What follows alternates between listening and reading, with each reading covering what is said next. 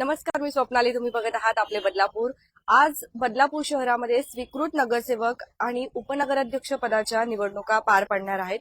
आणि कोण असणार आहेत संभाव्य स्वीकृत नगरसेवक, त्याचबरोबर उपनगराध्यक्ष जर आपण बघत असाल तर या ठिकाणी आपल्याला एक चेहरा जो आहे प्रियंका आशिष दामले यांचा समोर येत होता. तर राष्ट्रवादी काँग्रेस पक्षाच्या माध्यमातून आणि अर्थात बीजेपी आणि राष्ट्रवादीची युती आहे म्हटल्यावरती एकजुटीने जे आहे प्रियंका आशिष दामले यांना निवडून आणा आणि विजयी करा असे जे आहेत आव्हान देखील केले जात होतं भारतीय जनता पार्टीच्या माध्यमातून.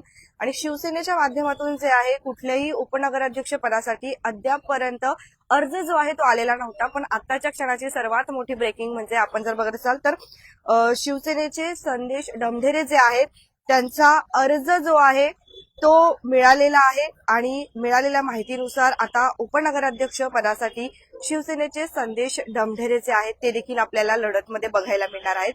मग आता हे दोन चेहरे प्रियंका आशिष दामले आणि संदेश डमढेरे यांच्यापैकी उपनगराध्यक्ष कोण होणार हे आज खरं तर आपल्याला माहिती मिळणार आहे. उपनगराध्यक्ष पदावरती कोण विराजमान होणार ही आपल्यापर्यंत माहिती जी आज मिळणार आहे. या लाईव्हच्या माध्यमातून आम्ही संपूर्ण माहिती तुमच्यापर्यंत पोहोचवण्याचा प्रयत्न करणार आहोत.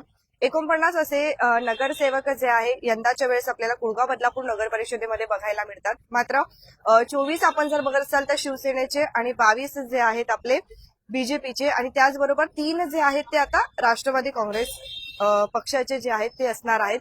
पण आता नेमकं बहुमताने उपनगराध्यक्ष पद जे आहे ते कोणाला मिळेल आणि कोण विराजमान होईल, शिवसेना की युती असलेला राष्ट्रवादी काँग्रेस पक्ष, हे बघणं गरजेचं ठरणार आहे. संभाव्य स्वीकृत नगरसेवकांमध्ये देखील काही अर्ज जे आहेत ते सूत्रांनुसार माहिती मिळाली आहे, आपण ती तुमच्यापर्यंत पोहोचवणार आहोत.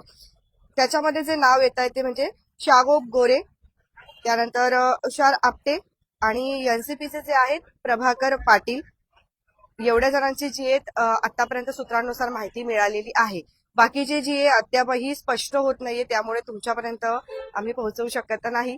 ज्या वेळेला संपूर्ण माहिती आमच्यापर्यंत मिळेल स्पष्टपणे आणि तेव्हा आम्ही नक्कीच ते तुमच्यापर्यंत पोहोचण्याचा प्रयत्न करू. आता जर आपण बघत असाल तर आपण सध्या कुळगाव बदलापूर नगर परिषदेमध्येच आहोत आणि अवघ्या काही मिनिटांमध्ये जे आहे आता निवडणूक प्रक्रियेला लवकरच सुरुवात होणार आहे.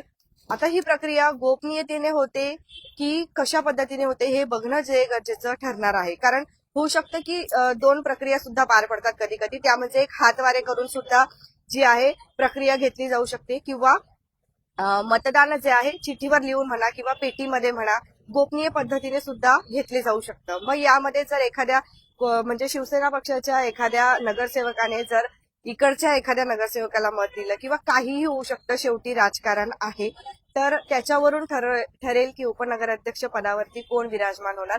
आणि आतापर्यंत आपण बघितलं की प्रियंका आशिष दामले यांचा चेहरा बघायला मिळत होता आणि एकतर्फी कुठेतरी त्यांचा चेहरा विजयी झाला असं देखील आपल्याला ऐकायला मिळत होतं. पण आता याच लढतमध्ये शिवसेनेचे संजय डमढेरे जे आहेत त्यांनी देखील अर्ज भरलेला आहे.